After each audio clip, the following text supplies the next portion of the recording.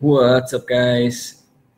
I just want to hop on live really quick because I got challenged by Allison Ramsey to talk about competitiveness and share a couple of stories about, I guess, my competitive side. So this is an interesting topic, I think, when it comes to my past, because it's been pretty bad. To be honest with you guys, it's been pretty bad throughout history, especially in my earlier years. And here's why. So I really reflected on this just yesterday to think about, how come I acted the way I did. And I dug deep inside myself and found some pretty clear answers that really got me to think, okay, that makes so much sense. Now I kind of understand why I acted like I did. But we've always been competing, right? I mean, growing up, I was always competing with my siblings, especially my older brother, Nick. And, obviously there are some good losers and there are some bad losers. I used to be the worst of the worst of the worst, and I'm not even kidding. It was terrible. And it's not necessarily, it's not because of competitiveness itself or like competing. That's not the problem. The problem is the meaning that we give winning or losing, right? And that was the problem for me. I just wanted to beat my brother so bad, so bad. And he was 3 years older, so obviously in the younger years, there was a big difference between the two of us.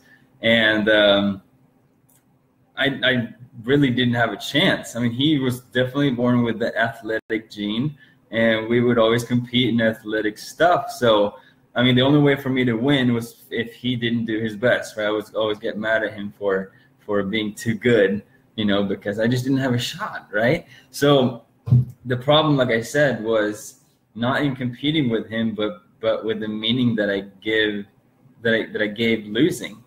So what would happen pretty much was, and this is what I reflected on yesterday, is every time I would lose, I would just think that, instead of thinking, oh, that's just a game for fun, whatever, I'm just going to let it fly by, I would really take it to heart and think, man, I'm not good enough. I need to be better. Like I want to be, I guess I looked up to my brother so much that I just wanted to be as good as him, right? Because if I wasn't, then that to me felt like I wasn't worthy of being loved or some stuff like that, right? Because here's the thing, everything we do for a feeling, and that feeling usually is either aimed towards, going towards happiness and love or away from pain. Okay, that's really how our brains are wired. So for me, I had to win or I was just not worthy of being loved. So that's why it was so hard for me. And of course, this led to me having really terrible self-confidence. And it was so bad to where I would literally fake injuries just so I didn't have to play, because I knew that I was going to mess up. Like I would score on my own goal. Like I would, before like hockey games when we used to play, the coach would tell us, sit down for a minute, turn off the lights, and he said, visualize the game. And normally, what I would do today, right, I would visualize myself doing really good and, coming out a champion. But I was so scarred from losing so much when I was little and putting the meaning to losing as if I was not worthy. So I would literally visualize myself losing the game, being the worst player on the ice, like being so bad that if it happened, which obviously it would, because I was putting myself in that state, I would be okay with it. So as you can tell, that wasn't very smart, but that was kind of how my brain was working back then. So obviously I had terrible self-confidence, and I didn't like competing. Even if my parents or my family were just playing a game of cards, I would say, no, I don't want to play because there's a chance of me losing. And if I lose, I'm not worthy of being loved. So it was just a really bad circle I put myself in. So really what changed this around was when I finally started learning about personal development and things like that. I really started looking into myself and appreciating things that I had and did and have and do, right? And I started loving myself for what I am.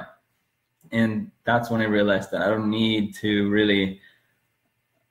give my happiness away or my feeling of success to somebody else or to something else like winning a game, because it was just bad. You know, I got to the point where, okay, I up leveled my confidence level so that it doesn't matter what's going on around me. As long as I like what I'm doing, I'm good with it. If I lose a game, hey, that's cool. Like, you know, it's more about the journey than the final destination. I always like to say, you know, you don't go on a trip around the world just so you can end up at the final destination. You go because you want to enjoy the journey, and that's what life is. And I think that's what I didn't understand back then, and I think a lot of people forget today too. So looking at competitiveness as a whole, I don't think it's good or bad. Like I said, it's definitely more about what meaning that you give it. I think the problem is when you tie your happiness or your success to something material, something physical. Like you have to win, or you have to be the best in order to be happy, or you have to beat this person in order to be fulfilled. That's when there's a problem, right? Because not only, I mean, yeah, if you achieve that, that's great, but what's going to happen after that? There's like no extra, there's nothing above that. Plus, the guy who's behind you now, he's going to come after you again. So it's just not going to last, right? So it's more of an idea that we need to have in our head. Like happiness needs to be a feeling, not something tangible or physical. So I think, I mean, obviously competing is good for very many reasons. It's friendly competition between, you know, like us in sales, you know, pushing each other to call more people or to go out there, get rejected more times than anybody else. Like, cause it's a part of it. It's part of the learning process, and failing and doing all these things, falling on your face. It's part of it. But if you have that support group pushing you from behind, like it's better, or it's easier, I guess, to keep pushing. So in that sense, competition is great. But, you know, I guess again, it's just all a matter of how you value winning. If it's something that you need to do, or if it's just something that's going to take you to where you want to go.